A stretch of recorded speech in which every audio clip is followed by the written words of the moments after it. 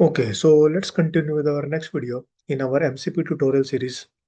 So in the last video, we have created a server, basically a remote server.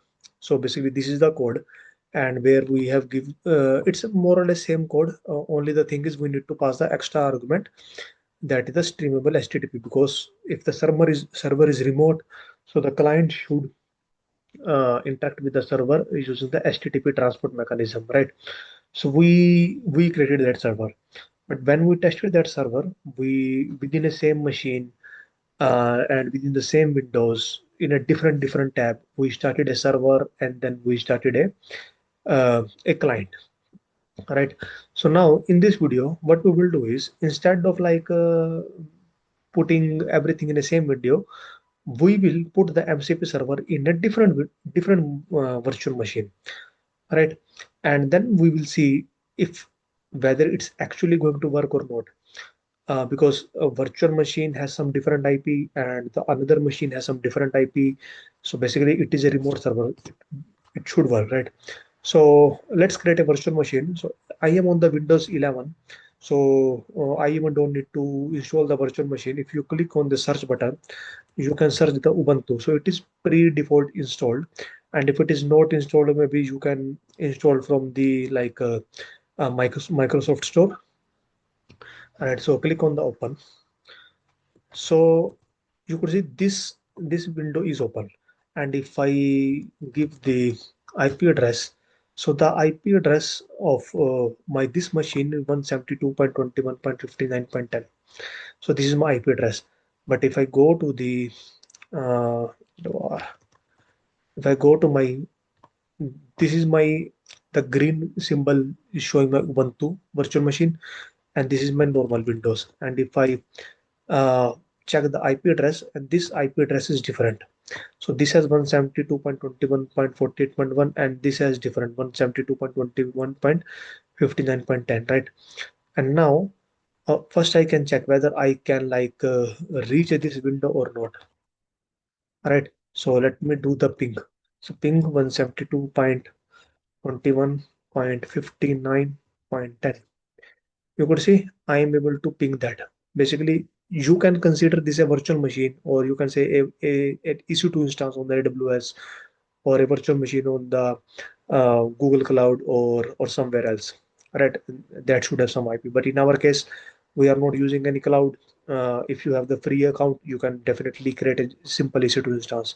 The remaining process will be simple, more or less same. Okay. Okay, so now in this virtual machine, this is my virtual machine. I need to start my server. All right, and I know my code is already there on my GitHub. So I know we are installing the dependencies using the Pi project. So first I need to install the UV. So I will go to the UV docs, installing UV, click on it, and just run this command. So it is going to install the UV. So you could see UV has been installed. Great. What next? So Git is by default there. So Git is there, right? I need to clone this repo. So let me, wherever your code is exist, right? You need to clone that repo. So use the HTTPS, right? And because I don't want to configure my SSH on the virtual machine, so click on the HTTPS and I will do git clone. Hit enter. So my repository has been uh, copied, right? Okay, where my code exists. So my code exists in the streamable HTTP folder. Okay, let me go to that streamable HTTP. Okay, so I went into that streamable HTTP 10. So my code is here. So if you can check that as well. So this is my code, right? So in the last video, how we started that code? We started using the fastmcp run server.py -hyphen transport HTTP. So if I only give this command -hyphen transport HTTP, let me run that. So if you run this, okay, so it is saying fast MCP command not found, because we installed the UV, but we have not installed the packages. So what you have to do is you have to install all the packages. Just simply run. Let me go back, because my Pi project toml is on the because my on the root directory. So if you go to the here, my pi project terminal is here. So you have to run uvsync, hit enter. You could see it create a virtual environment, creating a virtual environment.venv because all the packages are there. So let me activate the virtual environment. Source bin activate. Okay, my virtual environment has been activated. Now let me go to that folder where my code exists. Okay, now let me run fastmcp run server.py hyphen transport http. So if I run this, let me show you. It will spin a server, right? But you could see it is spinning a server on the local address. On the local address means like 127.0.01 is a local address for the Ubuntu, right? But I can't give this IP in the another machine because for the another machine 127.0.01 is their own address, not this Ubuntu machine address. Okay, so what should I can do? So if you go to this here, you could see we can give the host as well. We can give the host as well. So here I will give the host. So let me uh, note down the IP. So this is the IP, right? 172.21. And now let me run this command hyphen host 172.21.59.10. Now my server has been started. Even if you copy this and go to the internet, you can check that. You could see I am getting some response I am getting, right, irrespective whether whatever this response is, but I am able to reach uh, to that server. Okay, so you can assume your server has been started in some virtual machine, right, which has a different IP. The only thing is the IP should be different. So it is different IP, either it's EC2 or whatever, right? So our server has been started, right? Now we will keep our server running and we can give this IP to any of the user, and any of the user in the world can reach out to my server, right? So let's try that. So what I can do is, first let me show you. Before doing the actual deployment, we as usual we will test locally first. Let me open the pie chart. I forgot to open the pie chart.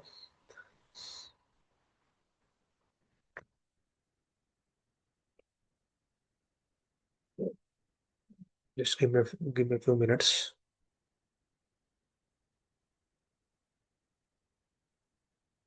Okay, so it is open, and let me open the terminal.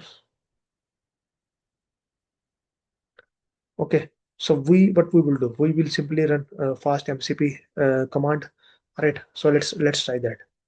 Fast MCP dev and then inspector. So fast MCP dev inspector server.py. This command is going to spin a MCP client locally. So let's hit that.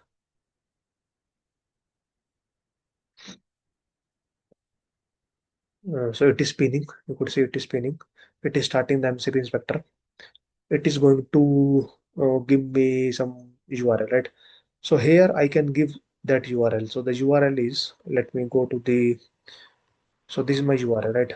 Let me copy paste this, and I can give here. I can give here, right? Now, and the transport type should be HTTP. Let's connect that. Okay, I'm able to connect that. All right. Let's see the list tool. We have one tool. Let's see whether it's going to is one running fine or not. So let's run the tool. So it's a very simple tool. It's just a great machine. Hello fast MCP. So it's working fine. Okay. Let me close this. Okay. And I don't need this as well.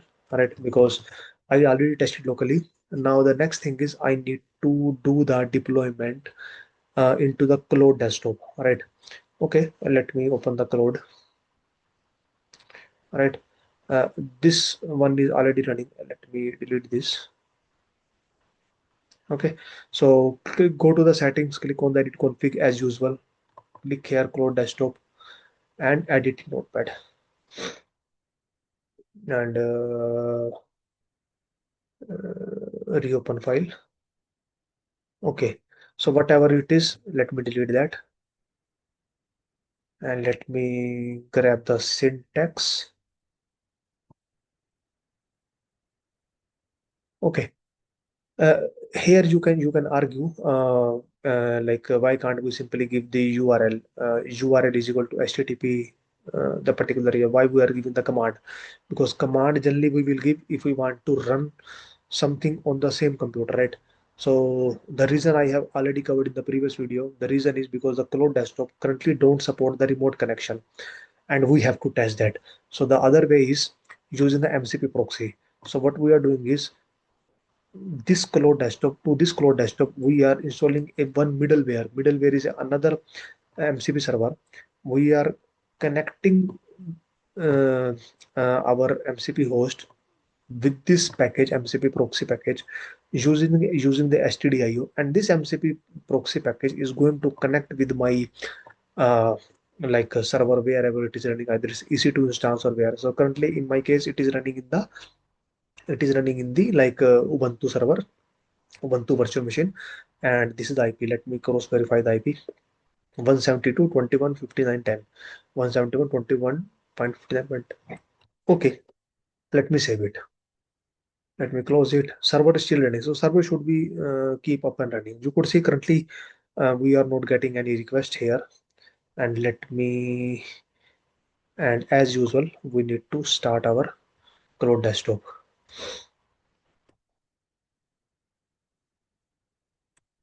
So let me end the task.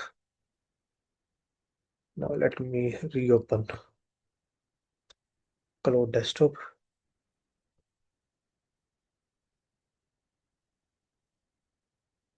Okay, it is starting.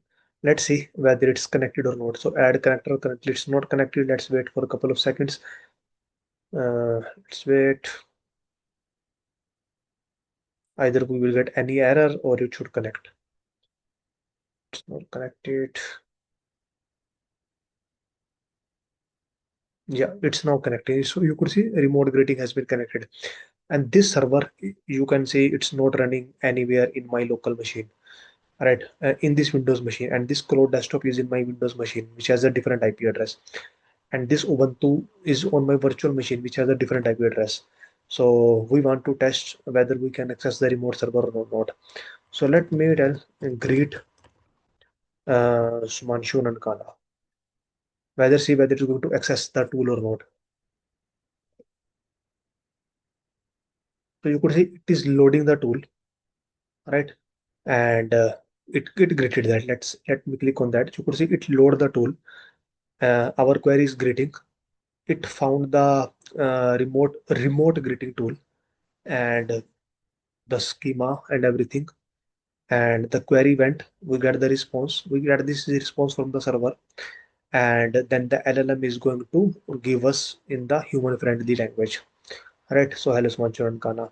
So so what we like, basically we already cover how to build a remote server in the last video, but in the last video, like I spin a server in a different tab, right?